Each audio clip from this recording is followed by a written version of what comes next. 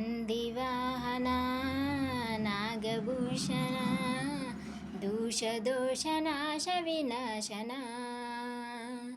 సృష్టికారణ నష్టహారణ తమోరచ సప్తగుణ విమోచన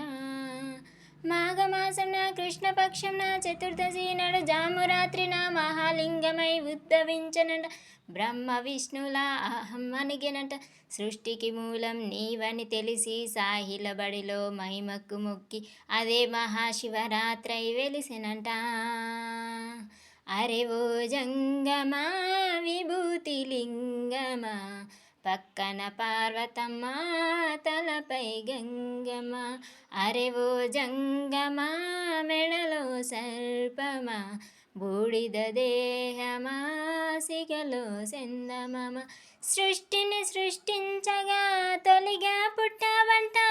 మాఘమాసమున మళ్ళీ పుట్టవంట అదే మహాశివరాత్రిగా మైలో నిలిచావంట తారరేరా